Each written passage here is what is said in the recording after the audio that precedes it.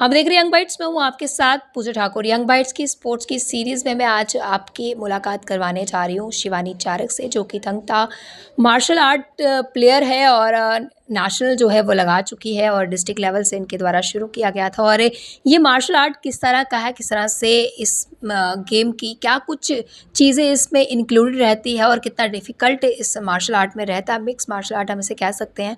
तो सारी जानकारी के लिए हमारे साथ जुड़ने जा रही है शिवानी। शिवानी, सबसे पहले आपका बहुत बहुत स्वागत है यंग बाइट्स में। Thank you so much ma'am. Shivani, आज के समय में हम देख रहे हैं कि जो लड़कियां हैं वो हर एक आर्ट में जो है वो आगे निकल रही हैं। मार्शल आर्ट की बात की जाए, काफ़ी डिफ़िकल्ट ये रहता है। और किस तरह से आपने सोचा इस आर्ट के बारे में, थंगता मार्शल आर्ट क्या कुछ है, पहले इसके बारे में बताइए। जी, सबसे पहले तो मैम मैं आपको यही बताना चाहूँगी कि सेल्फ़ डिफ़ेंस के लिए आपको भी पता है कि आज के टाइम पे सिर्फ़ लड़कियों के लिए नहीं, ये हर एक चीज़ मतलब लड़कों के लिए, लड़कियों के लिए बहुत ज़्यादा इम्पॉर्टेंट है कि सेल्फ़ डिफ़ेंस होना। कि अगर देखो स्टडीज़ के साथ-साथ अगर हम स्पोर्ट्स में जा रहे हैं, आज का अगर हम यूथ को लेके चलते हैं तो नशे की तरफ, ड्रग्स की तरफ आजकल ज़्यादातर यूथ वहीं पे इंक्लूड है। बट स्पोर्ट्स अगर मतलब स्पोर्ट्स को हम देखा जाए ना, स्पोर्ट्स एक मतलब हेल्दी चीज़ है हम यूथ के लिए स्पेशली।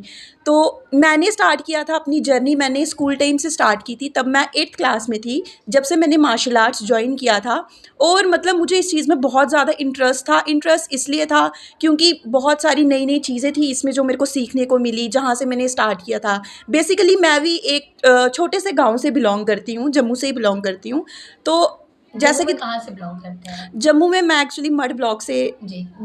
वहाँ से मैं बिलोंग करती हूँ। तो मैं स्कूल टाइम से जब मैं 8th क्लास में थी, मुझे बहुत ज़्यादा इंटरेस्ट था जब मैं मतलब अपने सीनियर्स को देखती थी कि वो बाहर जाते हैं, स्पोर्ट्स के लिए जाते हैं। तो मेरे को उस टाइम पे ना बहुत ज़्यादा इंटरेस्ट था इस चीज़ को लेके। तो मैंने वहाँ से फिर स्पोर्ट्स अपना शुरू किया था। अपना माइंड सेटअप बना लिया था कि अगर मैं कुछ बनूँगी, कुछ करूँगी तो स्पोर्ट्स के थ्रू करूँगी। पहले की बात की जाए तो ऐसा रहता था कि आप जब स्पोर्ट्स की तरफ बढ़ते तो पेरेंट्स कहीं न कहीं मना कर देते थे कि नहीं, स्टडी सफ़र करेगी। क्या ये चीज़ें आपको भी फेस करने को मिली और उसके बाद आपने उस चैलेंज को एक्सेप्ट करके बताया कि मैं स्टडी और स्पोर्ट्स दोनों इकट्ठे कर जी, जी, सकती हूँ? बिल्कुल, ये क्वेश्चन आपका बिल्कुल सही था क्योंकि स्पेशली लड़कियों के लिए बहुत मुश्किल होता है कि उनके पेरेंट्स उनको अलाउ करें बाहर भेजना, स्टडीज़। तो मतलब उस टाइम पे मेरे लिए भी बहुत मुश्किल था ये सब मैनेज करना विद स्टडीज़ और पेरेंट्स को। लेकिन मैंने उस टाइम पे उनको समझाया कि मतलब मैं दोनों चीज़ें अच्छे से हैंडल कर सकती हूँ और ये बहुत अच्छा है। मैं तो चाहती हूँ कि मेरे पेरेंट्स नहीं, हर किसी के पेरेंट्स अपने बच्चों को आगे भेजें, स्पोर्ट्स में भेजें। तो ये स्टडीज़ और ये प्लेयर्स का जो मैनेज करना है, ये मतलब हम खुद डिसाइड कर सकते हैं कि हम उस चीज़ को कर इस सकते हैं। मार्शल आर्ट के बारे में थोड़ा-सा बताइए कि किस तरह का मार्शल आर्ट है, जिस तरह से इसका नाम है थंगता मार्शल आर्ट, तो इसमें क्या-क्या इंक्लूडेड रहता है? जी, इसमें इंक्लूड ये रहता है, हमारी इसमें स्वॉर्ड होती है, मीन्स कि जैसे तलवार होती है ना, वो होता है।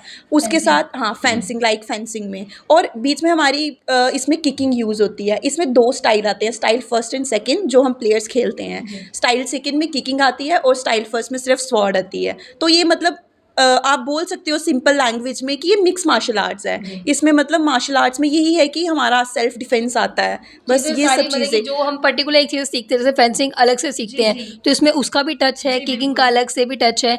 तो मुझे बताइए कि आपने ये सीखा कहाँ पे? क्योंकि गवर्नमेंट तो टूर्नामेंट ऑर्गेनाइज़ करवाती है, लेकिन क्या गवर्नमेंट टीचर्स भी या कोच भी है इसके लिए? जी, जी, बिल्कुल, मेरे कोच जिनसे मैंने स्टार्ट किया था मिस्टर अमन वर्मा जो कोच हैं और उनके साथ ही अ, जो हमारे मतलब सेकंड कोच थे, विशाल मन्याल नाम है उनका। ये दोनों कोच से जिन्होंने मतलब मुझे सिखाया था, जिनसे मैंने अपना स्टार्टअप स्टार्ट किया है।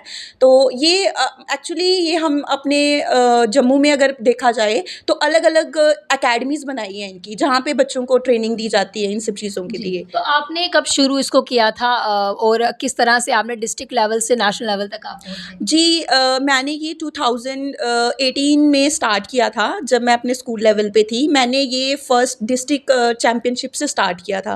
तो डिस्ट्रिक्ट से होते-होते मतलब तो इतना डिस्ट्रिक्ट में सीखते। आपका गोल्ड मेडल या जी, कौन-सा मेडल? फर्स्ट जब मैंने डिस्ट्रिक्ट पहली बार ये गेम जॉइन की थी और मेरा डिस्ट्रिक्ट में ही गोल्ड मेडल था। उसके बाद मतलब मुझे वहाँ से बहुत ज़्यादा एप्रिशिएट मिला, बहुत ज़्यादा सपोर्ट मिला मेरे पेरेंट्स का, कोच का, तो वहाँ से मैंने आगे अपनी जर्नी स्टार्ट तो की। नेशनल कहाँ पे आपने लगाया ये? मैंने फर्स्ट अपना नेशनल लगाया था कर्नाटका में जी। और वहाँ पे भी इन लक मेरी मेहनत भी काम आई, मेरे कोच का सपोर्ट भी काम आया, पेरेंट्स का, वहाँ पे भी मेरा गोल्ड था। तो अभी तक कितने नेशनल आप लगा चुके हैं? अभी से मैंने 3-4 नेशनल लगा दिए हैं और सबसे अच्छी बात अगर मैं खुद के लिए बोलूँ कि मेरे लिए बहुत अच्छी बात है ये, मैं बहुत प्राउडली फ़ील करती हूँ कि अभी तक जितने मैंने नेशनल्स लगाए हैं मेरा सब में गोल्ड है। चलो बहुत अच्छी बात है कि आपने जहाँ भी गए, क्योंकि वो कहते हैं ना कि जब हम शिद्दत से कुछ करते हैं, हमारी चाह रहती है, तो हम उसमें कामयाबी जो है ज़रूर हासिल करते हैं। तो आगे का क्या कुछ सोचा आपने? अब आपने नेशनल लेवल पे ले लिया है, डिस्ट्रिक्ट लेवल पे ले गए, तो इंटरनेशनल लेवल का क्या कुछ सोचा? जी, बिल्कुल, अभी मैंने मतलब नेशनल लेवल तक खेल चुकी हूँ, इवनली मैंने खेलो इंडिया का भी इवेंट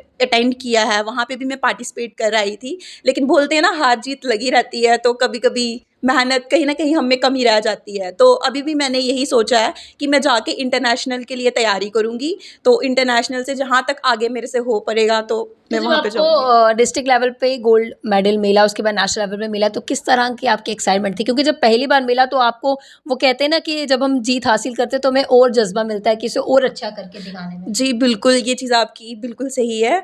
मतलब उस टाइम पे कभी मैंने सोचा नहीं था कि मैं फर्स्ट टाइम खेलूँगी और मतलब मेरा मेडल निकलेगा। मतलब बोलते हैं ना कि वो चीज़ हम एक्सप्लेन नहीं कर सकते कि हमें कितनी खुशी होती है उस टाइम जी, पे। तो आज के जो यंगस्टर्स हैं, जो फ़िज़िकल एक्टिविटीज़ में जा रहे हैं या स्पोर्ट्स की तरफ बढ़ रहे हैं, कभी कामयाब नहीं हो पाते हैं, तो वो कहीं न कहीं उसे छोड़ देते हैं या बैक स्टेप ले लेते हैं, उनके लिए क्या कुछ कहना चाहेंगे? उनके लिए मैं यही बोलूँगी कि कभी भी लाइफ़ में गिव अप नहीं करना चाहिए। आज का यूथ है जो वो मतलब छोटी-छोटी चीज़ों को लेके बच्चे सुसाइड कर रहे हैं, पेरेंट्स की कुछ चीज़ों को लेके। मैं तो यही कहूँगी कि लाइफ़ को कभी भी आप गिव अप मत करो। लाइफ़ एक मतलब ऐसी चीज़ है कि वो बहुत मुश्किल से और हम बहुत लकी हैं कि हमें एक ऐसी ज़िंदगी मिली है और मैं सभी को यही बोलूँगी, यूथ को भी यही बोलना चाहूँगी कि आप प्लीज़ स्पोर्ट्स जॉइन करें, अपनी लाइफ़ को हेल्दी बनाएँ और जी। प्लीज़ ये नशे से दूर रहें। बहुत-बहुत धन्यवाद हमारे साथ जुड़ने के लिए। तो हमारे साथ जम्मू की बेटी शिवानी चारक जुड़ी थी, जिन्होंने अपना एक्सपीरियंस बताया कि किस तरह से स्पोर्ट्स में इनका रहा और किस तरह से मार्शल आर्ट में इन्होंने जो है गोल्ड मेडल हासिल किया है और अभी इनकी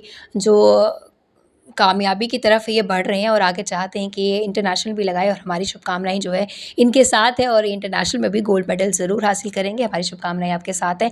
तो जो आज के यंगस्टर हैं, जो आगे बढ़ना चाहते हैं, तो उन्हें बैक स्टेप नहीं लेना चाहिए। यही मैसेज जो है शिवानी ने भी दिया है। तो आप सभी के लिए बेस्ट विशेज़। अगली अपडेट लेकर फिर मैं हाज़िर होंगी। तब तक के लिए आप देखते रहो यंग बाइट्स।